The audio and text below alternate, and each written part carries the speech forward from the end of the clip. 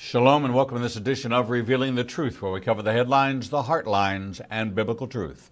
I'm your host, the Reverend Rabbi Eric Walker, and excited to share with you the second edition of the Codist is now $2.99 on Kindle.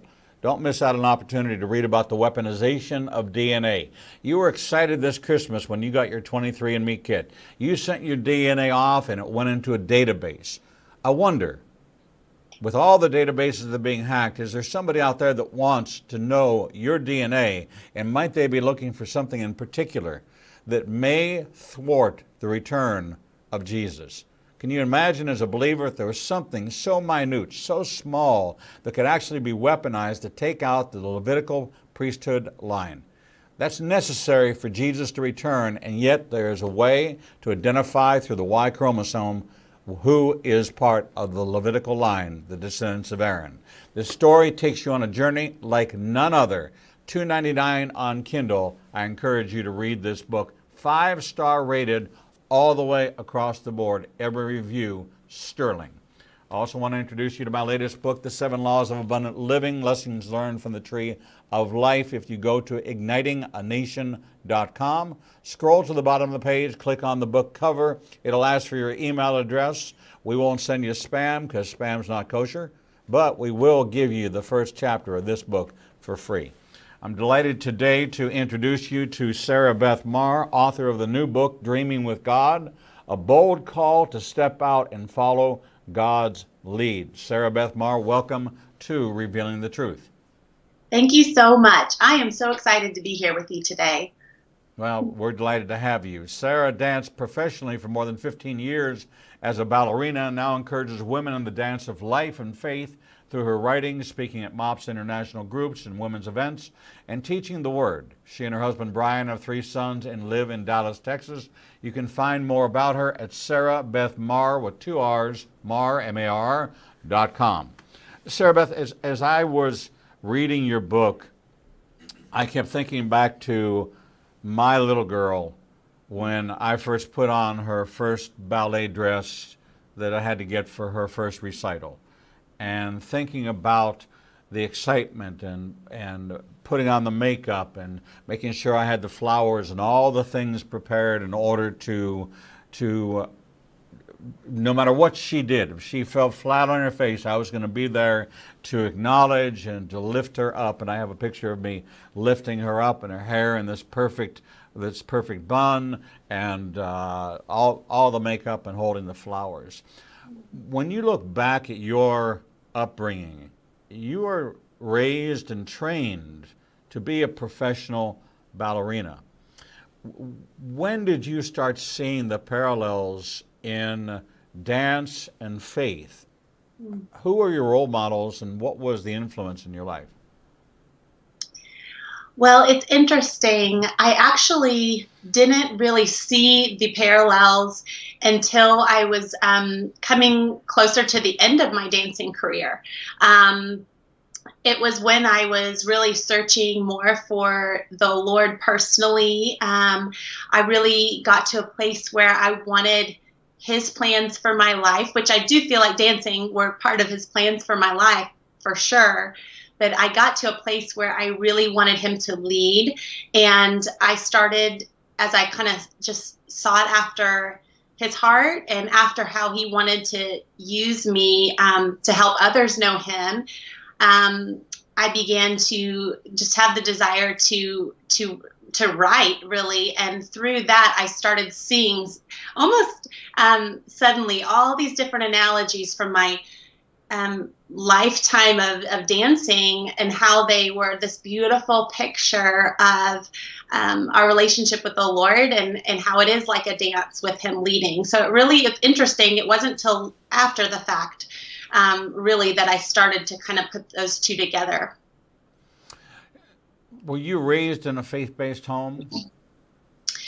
Yes, I was. My parents are definitely my role models as far as believers in the Lord. They introduced me to Jesus. I definitely say there was just this constant prayers over my life. And I knew they were praying for me. And then, of course, there were different mentors and role models throughout my life. But yes, our home was just full of knowing the Lord. And my mom, I would say in particular, is my sweetest role model in regards to walking with the Lord. When did you first start dancing? Okay, I actually, it's interesting. My mom tried to put me in ballet when I was 3, and I liked it okay, according to her, but I really liked tumbling and gymnastics more. So I stepped out of ballet until I was 9. And then when I was 9, I really started getting excited about ballet, especially performing on a stage, playing a character. So around the age of 9 is when I started, and then when I was 11, I really got serious and excited about ballet. Mm-hmm. So it was mom's influence to get you started, but then you caught on your own, your own fire. For sure. And as I just got deeper into the ballet world, and it started growing, and also seeing other ballet dancers, and it started clicking later when I was in high school, and I discovered you could actually dance for a living. You know, that could be your job. And when I figured that out I know the Lord led me in that, because I didn't really know you could dance for a living. But that got me so excited to think about being able to be in the ballet studio and be on the stage from 9 to 5. That sounded like a pretty amazing job to me. So that definitely planted the seed for me to dance professionally. So did you go on to college, or did you go straight from high school into a ballet company or join a ballet group? I actually, right out of high school, I joined a ballet company. So my plan B was to go to college. A lot of colleges have great ballet and dance programs. So that was kind of my backup plan, but I had to audition for ballet companies. I auditioned for several and was accepted right out of high school. Now, I was accepted at the bottom of the promotional ladder. You know, I started as what they called an apprentice and had to work my way up slowly over years. But yes, I went right out of high school into the professional world. So for those of us who aren't really, we're familiar with the Nutcracker Suite, we're familiar with a couple of different aspects of ballet, but unless you're really committed to the arts and really fully embrace, and there is a world that is just loves ballet. There are the ballet endowment people, the ballet funds, the people that support these ballet companies, who do the bookings and take the scripts, and where somebody might write the score, they're the choreographers. And so we don't really think about choreography. It's almost a secondary science when we look at the cinema. The cinema has choreography in it. The movies that we see, there's almost always a choreographer. Even if there's not a dance scene, there still is always a choreographer who is working on the steps, where you place yourself. That takes a choreographer. And we don't really think in our minds, we don't make that connection that it's the science of the placement of the feet in relation to the body. And it's a whole nother realm and a whole nother world of understanding. So you joined as an apprentice with a ballet company, and what was that experience like for you? Was it a testing of your faith? Was your faith, did it play a part? Or did you have to put it on the shelf? What did you have to do? Well, I knew the Lord going into it. Like I mentioned before, I grew up in a Christian home, but diving into the professional world of ballet, while it was so fun and I just experienced such joy in performing and learning and growing and being a part of this company. I definitely felt very alone in my faith. I was off in a city by myself for the first time, and I was in this company. It really felt like there weren't a lot of other believers. Now, there probably were, and over time I started to learn, who was a believer, but I definitely felt very alone. And so actually, in those years of dancing professionally, I would go and be in the studio and work hard and have fun and do my best and all of that. But when I came home, I was definitely searching for just a closer relationship with the Lord. I was searching for significance. I was searching for how to relate this world I was in of dance to my faith. And so actually during those years is when I started journaling. It was never journaling for publication or journaling to write a book. It was just journaling because that's how I connected with God. And, I would just kind of talk to him through my pen about, the hard things I was dealing with in the ballet world, the pressures, the demands, the expectations, the loneliness, those kind of things. And it was in that just secret place with the Lord of journaling and having my Bible right there that that's where I found just his peace and just a centeredness to my life. So then I would go into the studio, and while I was still quite alone in my faith and really quiet about my faith at the time, I knew I had him in that. So it was a time of so much joy and so much fun, like I said, but it was also a time of really searching for the Lord and searching for just a deeper realm of knowing him. So, as I think back to the 50s and 60s, in that day, a man becoming a nurse was not the norm. It was actually kind of a scratch your head oddity that you wondered, why would a man be attracted to a classic, quote unquote, woman's job? mm-hmm. But yet, when we think in our memory of who the most famous artist was in ballet, we think of Baryshnikov. Mm-hmm. A man. Mm-hmm. Now, we tend to lean towards thinking ballet is women. Mm-hmm. It's a stereotypical disconnect. It's not a correct stereotype, because the ballet companies are now filled with male and female, and probably have been for mm-hmm. many years, but until what I would consider to be maybe after the 80s, we became more aware of men in ballet. But then again, there was another stereotype attached to it that, well, being a ballerina, as opposed to which is a female term, ballerina, is the woman's role. I don't know what they call the ballerino. Just ballet dancer. Ballet, yeah, ballet dancer. So we know a ballerina, but we don't really even have the right word or gender. Ballerino would be what it would be if we were speaking in Italian or in Spanish. It would be a distinction, but we don't find that distinction in ballet. So did you find that you were kind of immersed in the secular world with a lot of secular worldly opinions or behaviors or attractions or things that you didn't come out of a background where you were actually prepared for Right. that? For sure. Well, for one, the men in the company that I danced for were such athletes.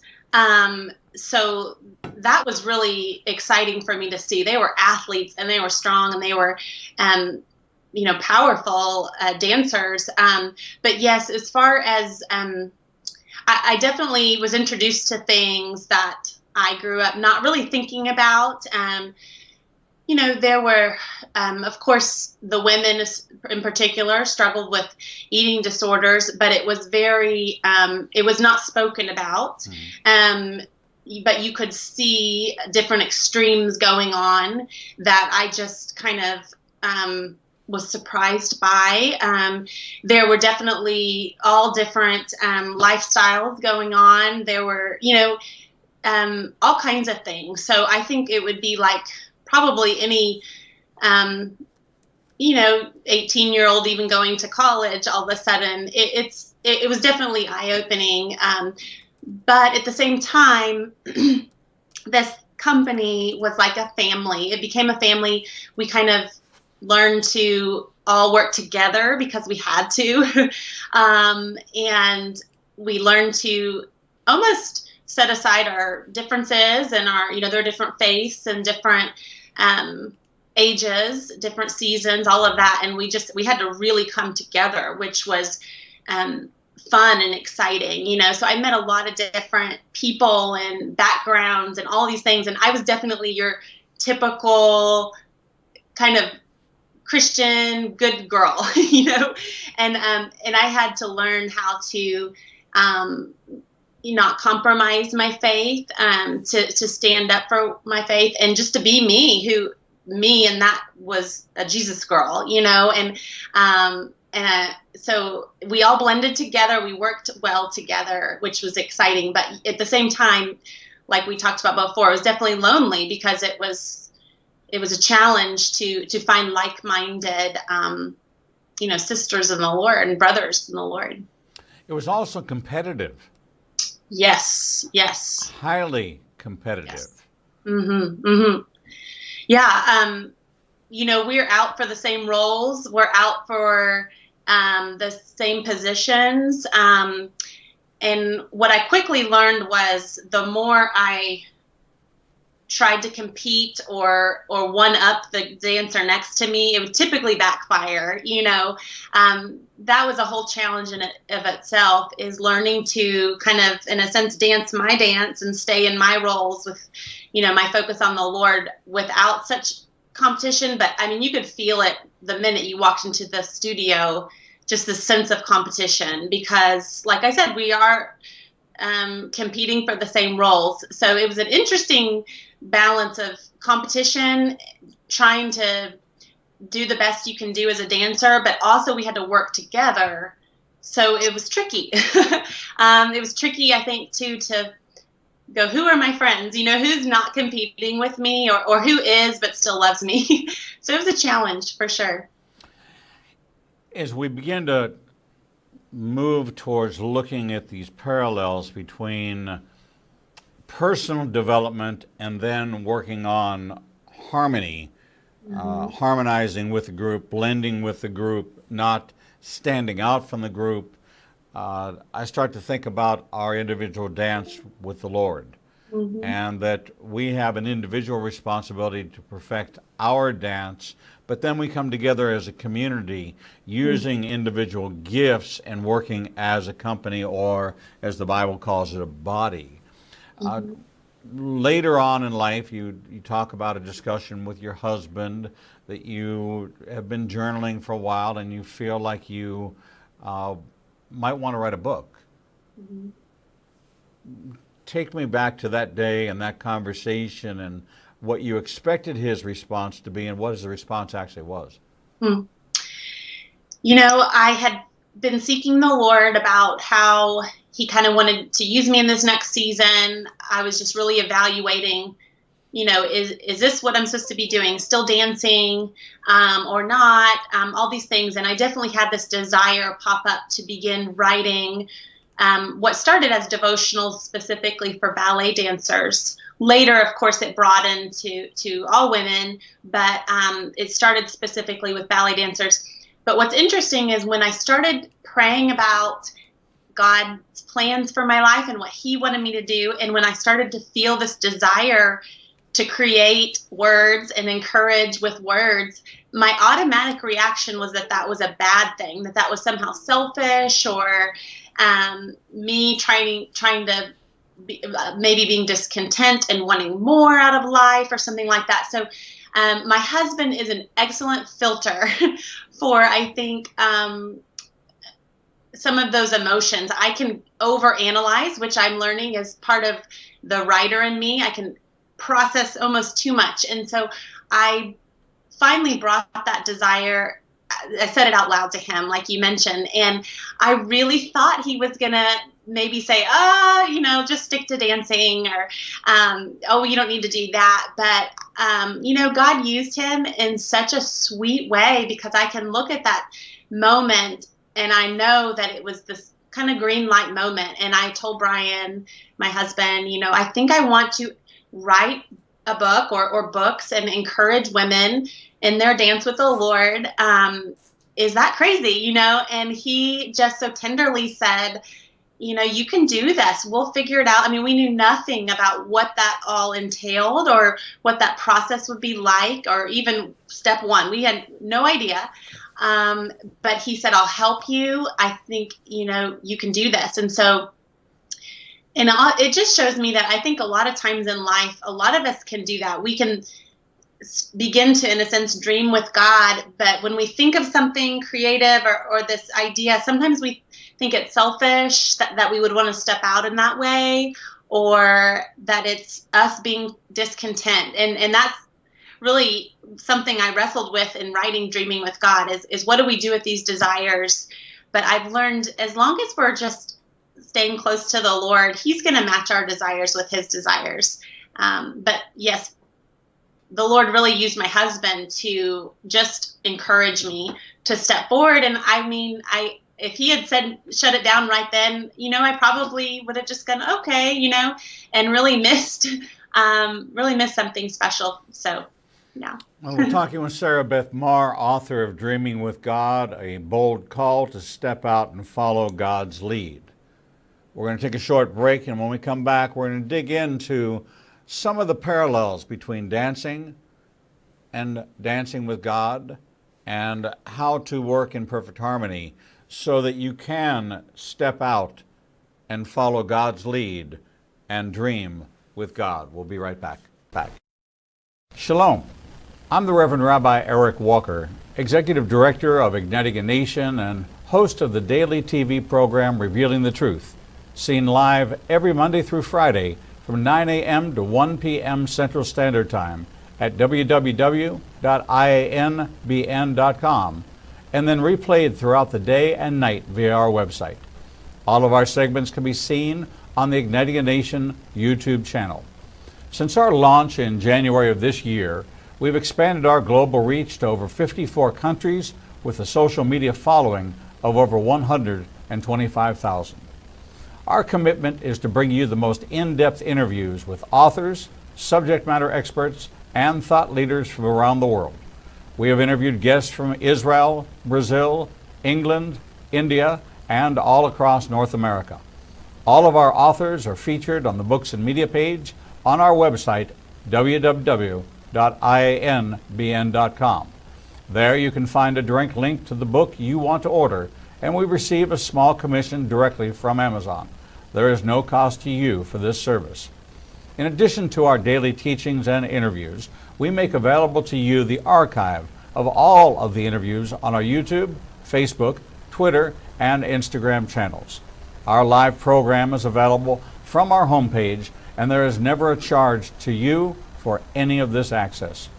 We made the decision long ago that we would remain a commercial-free resource that would not be influenced by any pressure from any outside company.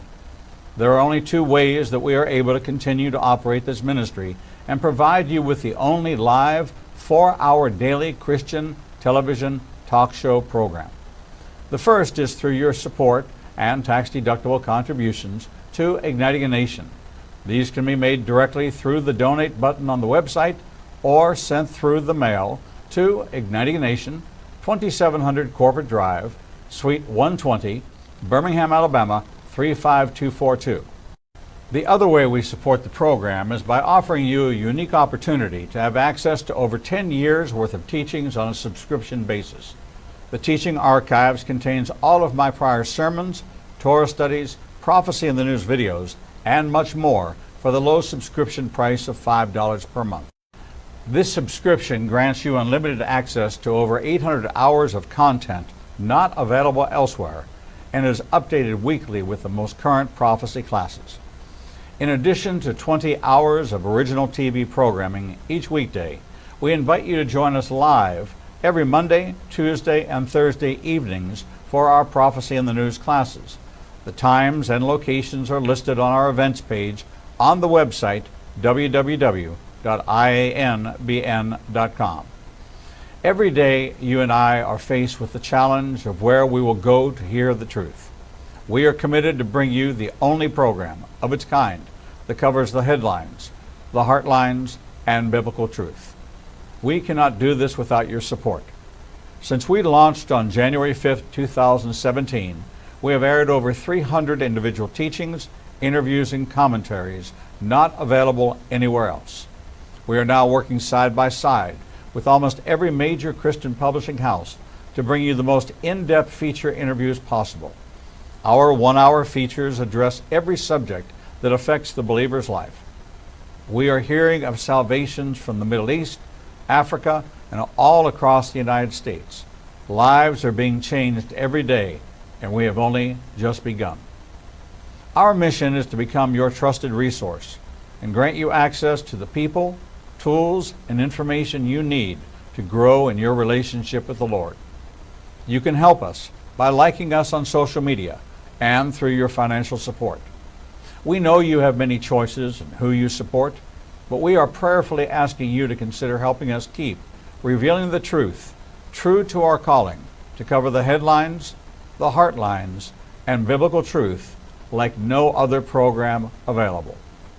Donate today and help us bring the message to the four corners of the earth. Visit www.ianbn.com and donate, buy a book, or subscribe to our teaching archives. Without you, we do not exist. Shalom and welcome back to this edition of Revealing the Truth, where we cover the headlines, the heartlines, and biblical truth. I'm your host, the Reverend Rabbi Eric Walker, and we're talking with Beth Marr, author of Dreaming with God, a bold call to step out and follow God's lead. Beth, welcome back to the Revealing the Truth. Thank you so much. I love being here.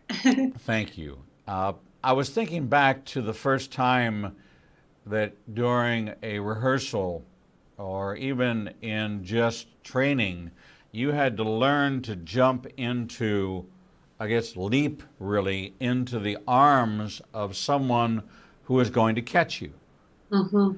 And how awkward it would be the very first time. You probably used maybe a spring pad or a one of those little trampolines to give you the lift and the loft until you could build the strength to do it as part of the dance. When we look at the parallels between us trusting God enough, stepping out and following God's lead, as you say in your book, Dreaming with God, describe what that was like and how that parallels our first real trusting that if we jump into the Lord's hands, that He's not going to drop us. Mm-hmm. That we don't actually need to rehearse that the way you had to rehearse what you went through.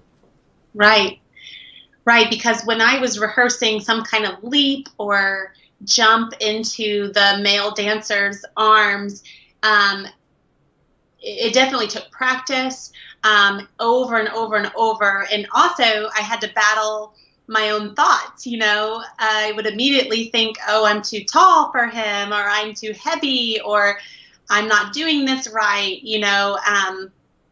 and also I had to learn to just go for it, just, to kind of lay aside all the doubts and really go for it and really trust him to do his part, which was to catch me and keep me from falling. So I think that's a beautiful picture of what we do when we dream with God. And in a sense, we, like you said, we don't have to practice his faithful catch. Like, he's always going to catch us. But I do think we have to practice kind of letting go of our own doubts and battling our own, sometimes I think we can be our own worst enemies when we're dreaming with God. We can doubt and fear and all these things. And what he really would love for us to do is just to freely leap into his arms, in a sense. And it's not easy, but I've learned that when we do that, he's so faithful. He's so faithful to carry us. But yeah, there is kind of this tension in there of, oh, is he really going to be faithful? Is he really going to catch me? But yeah, I think that's a lovely metaphor for dreaming with him. Sarah Beth, do you go by Sarah Beth, or do you just go by Sarah? You can call me Sarah. Okay. Sarah, I think about this decision that we all have to make. And I guess that first leap, going all the way back to the first time you ever had to leap, kind of parallels our decision that we make when we are going to trust God. And it's each one of us, according to the Word, that we're overcomers by the word of our testimony, the blood of the Lamb. We all can go back to remember, hopefully, that day when we made our leap into the hands of God. Once we've made that leap, we don't set all the other training aside. As a matter of fact, there are 5 positions in ballet that are very specific. First position, second position, you know exactly what I'm talking about. And I think probably our audience is familiar with the terms, not knowing what they mean in ballet. But how would you see that as our relationship with God? Each one of those positions and taking on a new meaning where they parallel in certain ways those ballet positions, but allow us to put ourselves in a position where we can receive from God and dream or dance with God. I love that. Well, in one sense, I think specifically for a dancer, 5th position, that is the crossed position of the feet. And for a dancer, we think of that as home base. Like 5th position is where all of the other dancing really stems from. And so we work very hard to keep our home base strong and strengthened. So it's always a place we can come back to kind of recenter our dancing. And I think in one sense, as we're dreaming with the Lord and dancing through life with him, I think there are, like you said, all these different positions we can kind of find security in him. And one is the home base of just simply our time with him and our relationship with him, that having that home base with him really centers us for everything else. And, I think we're often in our dreaming, we're looking for different positions. We're looking for a promotion here or a better situation here or something other than what we have. And I think you're so right. God kind of positions us where we are, and I think he wants us to really embrace our position, whether we feel like we're at the beginning of a dream and nothing's happening, or whether we're kind of moving farther down the line. But he really wants us to be content where we are, and then if he has something different for us, a different position, for example, we can trust him to do that. I know for me personally, my tendency is to try to want to get to that next part of the dream or position on my own, and he really will do that. But I think as long as we keep that home-based position or posture of the heart with the Lord of just making our whole life about knowing him, the dreams follow. The different positions follow as we kind of, like we talked about before, keep that 5th position in a sense. But when we keep it about him, the rest of the stuff will follow, just like the verse, seek him first, and the rest will follow in a way, so, but I do love that, the positions, and what we can learn from that. As we grow in the Lord, there's certain things that become instantaneous. I can remember my daughter walking into our ballet class and standing there at the bar, at the mirror, and them calling out the positions, and they would automatically make those moves, and it became muscle memory and response, and they became good at it. Then when they stepped away from the bar and they had to let go, that was a whole nother world. Yeah. Many of us tend to hold on to things of the world while wanting to grab a hold of God's hand with one hand, but it's this tug of war, it's this battle that's constantly going on. And your book is really talking about dependence. And when I look at the word independence, I always look at it as two words. When I see Independence Day, I look at it as Independence Day, where I'm reminded to be independence upon God, not independent of God. And we've tended to confuse what independence really means. How do you approach that in your book, Dreaming with God? Well, we talk a lot about in being dependent on God, there does have to be, I think, an independence from the world. I think there has to be a focus on the Lord, and that can be really hard, especially I think in our day and age, with being able to see so much, via whether it's our phones or our social media or the TV. I remember when I was dancing professionally, which wasn't all that long ago, there wasn't, our phones, which I love our phones, but I couldn't see every other ballet dancer, across the country living their lives. All I could see was where I was, and I love that because, and I miss that sometimes, but I think in a way that's really what God wants us to do is be dependent on Him, really trusting Him with our dance, but it takes a separation from the world, and not perfectly and not always. I think He wants us, Jesus said we're in the world like Him. He didn't He's not trying to take us out of the world right now. He's using us in the world, so we have to interact with the world, but we always can stay dependent on Him. And I think in the book we talk a lot about simplifying our lives down to God's best assignments for us. Because I think when there's so much opportunity, sometimes we're trying to do so many things that we can miss His plans for us.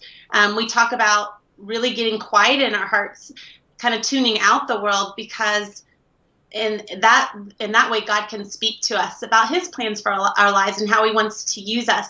I think for people, sometimes that can sound like a selfish thing to tune out the world and focus on what God's doing. But what I've learned is that when we get that dependent on Him, where it's so quiet in our hearts that we're listening for His voice, that's when He can really use us to impact His kingdom. So while it can sound selfish to tune out the world and focus on how God wired us and how He wants to use us, I think it's the most beautiful thing, because it winds up that He can use us to help others know Him.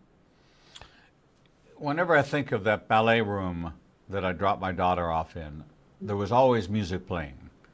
That ballet and music have a certain synchronicity that you can't really have. You have positions like exercises, but the rhythm comes in tune with the music.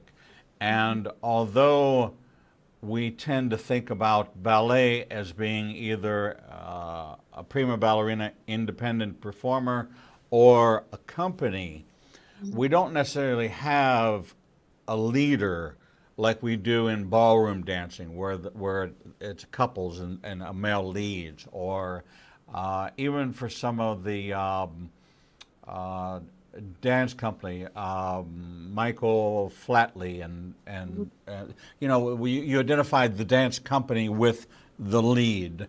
Right. In this case of your book, you're talking about letting God be the leader. Mm-hmm. of this dance. It's to step out and follow God's lead. Mm-hmm. What were some of the biblical foundations for that when you were studying? Who did you begin to relate to that truly modeled someone who was following God's lead, that inspired you to want to be more like them as you also wanted to be more like Jesus? Mm-hmm. You know, I automatically think of Mary. I talk about Mary in this one little section of the book about when God, basically when the angel told her, you know, God has these, in my language, these amazing plans for your life. You're not going to believe it, how he's going to use you. And she's this, you know, 16-year-old girl. And the angel lets her know God has chosen you.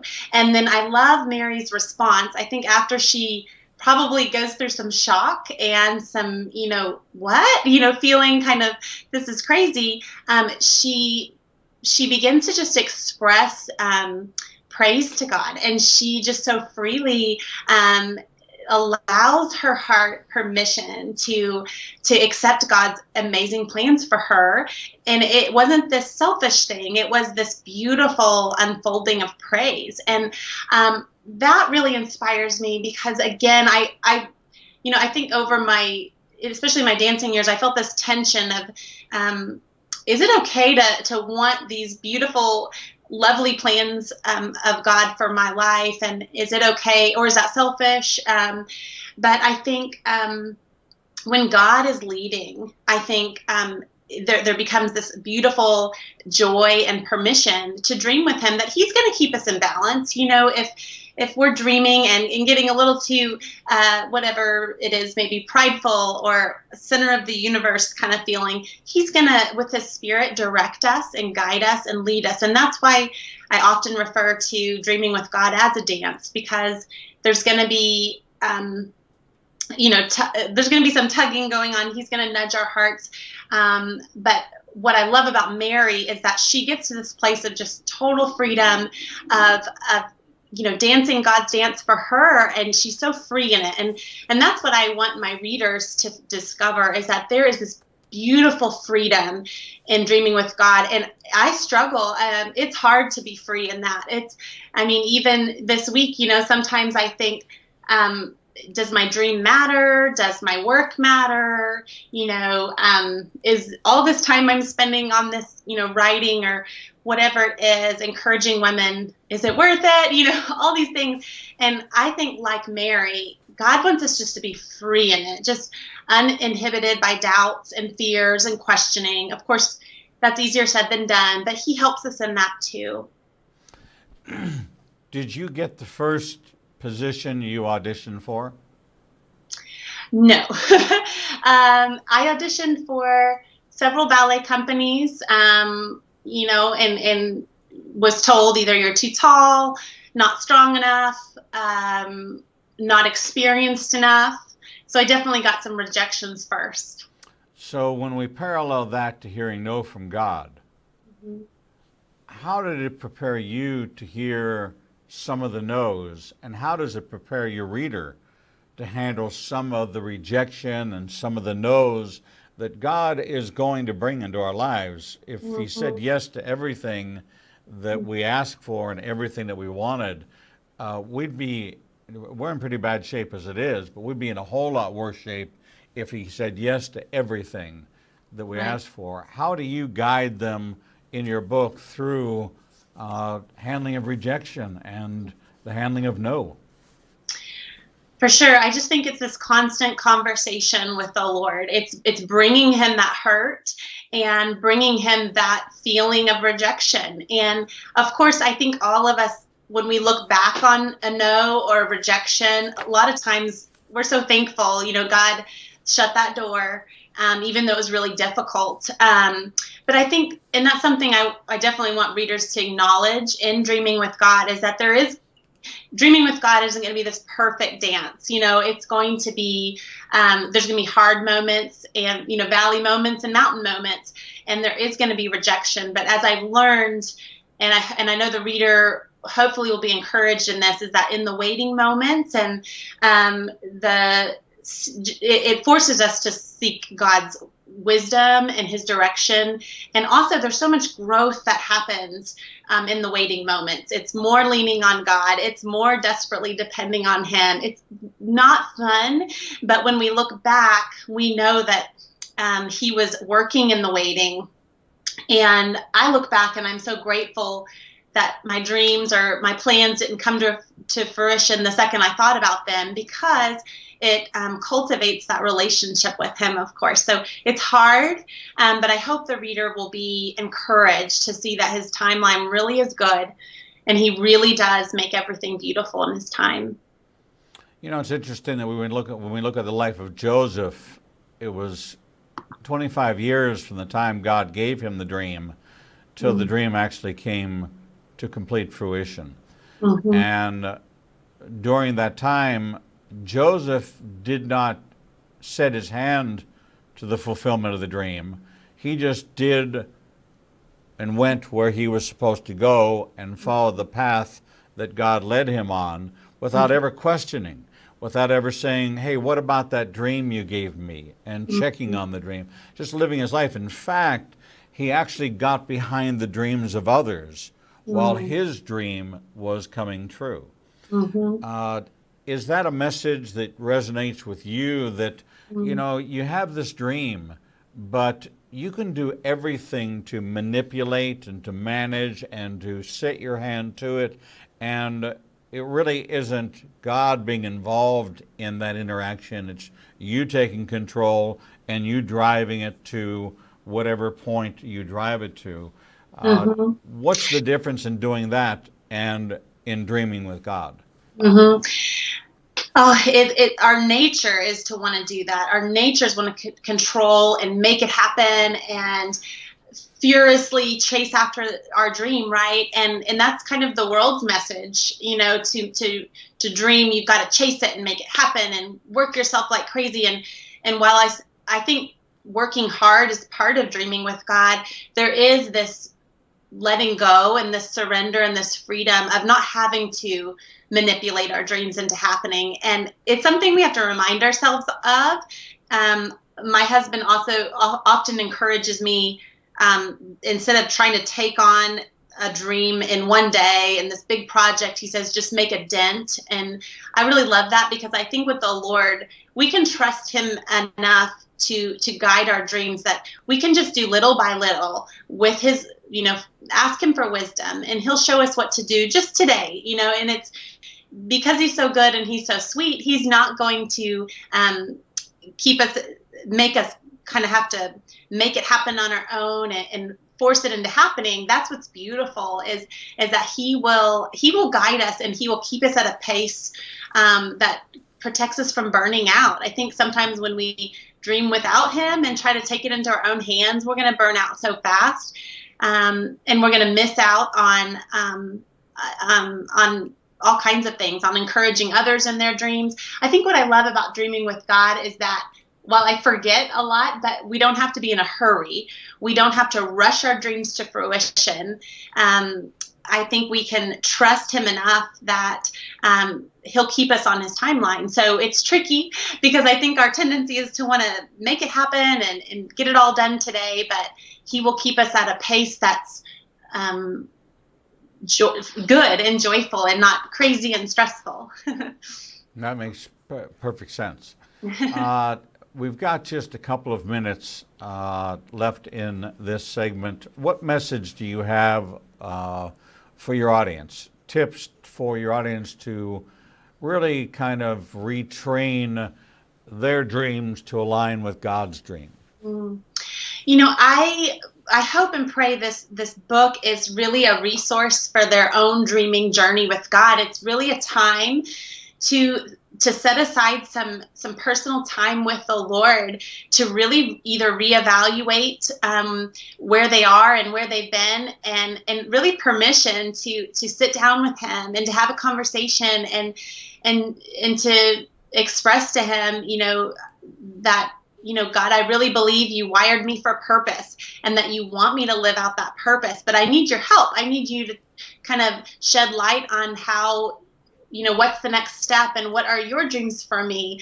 And so it's really just a sweet resource to kind of curl up, grab a cup of coffee, spend however long. I've had readers read it in 2 days, and readers read it in a month slowly. So take time, because I think it'll be, and I pray it'll be a turning point in their lives of going, I know I know the Lord, I believe in Jesus, but now I really want him to lead my life. And it becomes this sweet adventure, of dreaming with him. When we turn our lives over to him, he's going to guide us with his spirit, and it's exciting. So I'm excited for readers to begin dreaming with God, or maybe dream again. I think there's a lot of people out there who maybe they've tried following a dream and they were really disappointed, got sideswept by life, and they're like really done dreaming. And I think what I want readers to know is that when we dream, it really does make our hearts giddy, and makes our hearts joyful. And I say a lot in the book, it makes our hearts dance, so God wants us to dream. And so this is just a starting point, and I hope it's a resource that they'll use for a long time to encourage them in their dreams. Well, we're very encouraged by this book, Dreaming with God, A Bold Call to Step Out and Follow God's Lead, by Sarah Beth Marr. She takes her experience as a professional ballerina and parallels so many of the aspects of the dance that we dance with the natural, the dance we dance with the supernatural. But the dreams of her youth came to be a reality, and the dreams that God gave you in your youth can still be a reality. God is not finished with you yet, and the dreams, as the Wizard of Oz, I think, the dreams that you dare to dream will come true. Is that if God had placed that dream within you, he's going to help you to fulfill it. And you have to be lined up, just like Sarah Beth Marr was lined up to be in a position so she could leap into the arms of someone waiting for her. You too have to be in the right position to line up to leap into the arms of the loving Father waiting for you. You'll find that and more in this book, Dreaming with God, A Bold Call to Step Out and Follow God's Lead, by Sarah Beth Marr. Sarah, thank you so much for being with us here on Revealing the Truth. Thank you. I loved it. Thank you so much. God bless. We're going to take a short break, and when we come back, we'll bring you the next edition of Revealing the Truth.